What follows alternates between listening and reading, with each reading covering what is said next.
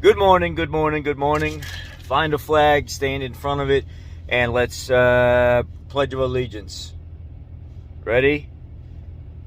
I pledge of allegiance to the flag of the United States of America and to the republic for which it stands, one nation, under God, indivisible, with liberty and justice for all. Guys, I am starting to lose hope with people, man. Oh my God. Yeah.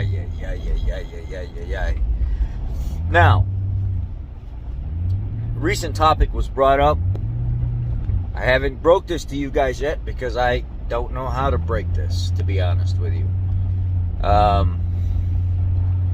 2018, 2019, 2020, we all know that's the Gen 3 Coyote.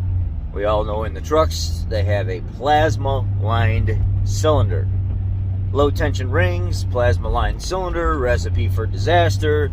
Now half the trucks, if not, I don't know, a third, maybe a third to a half of the trucks on the road consuming oil during those years, 2018 to 2020, just drinking oil. There's a TSB update that says reprogram the computer so when the truck is going through a decel event that it blurps open the throttle blade and pulls less vacuum on the intake manifold and is less likely to pull oil from around the valve seals, PCV system, etc.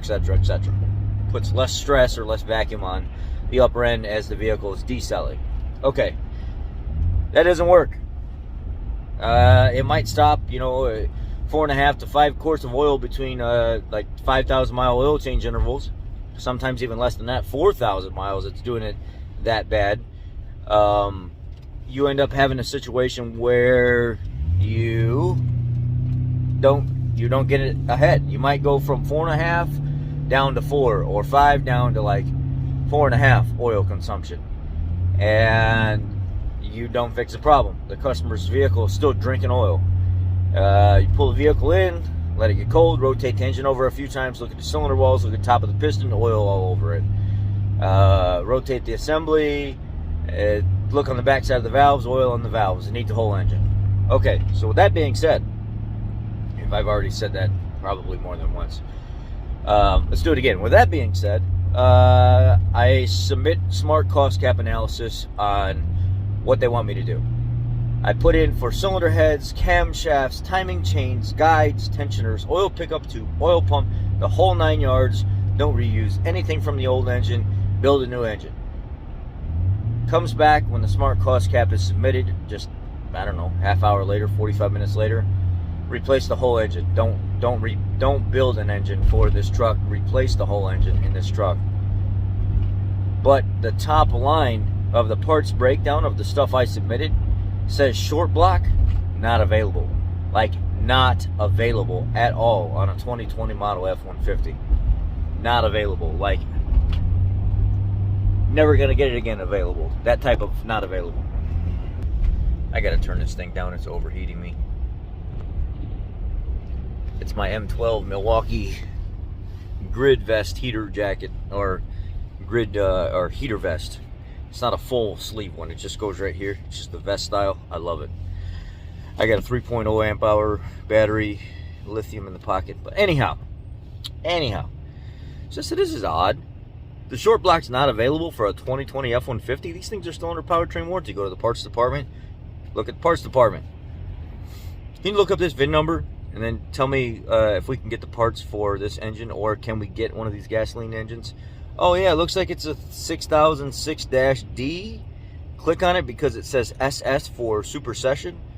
Super Session, click on it, obsolete. Obsolete. Can't even order it. Obsolete. Not available, obsolete. How is a 2020 model obsolete? But it is. They don't have the cores to build the engines, so they can't put the engines out. Obsolete. Okay, well, what's the option right above that right there? That's 6006-C. Gaseous prep pack. Gaseous prep pack engine. Huh. So you mean to tell me there's a propane 5 liter that is compatible with the gasoline setup, The only difference is the propane engine has better valve springs, hardened valves, and hardened valve seats.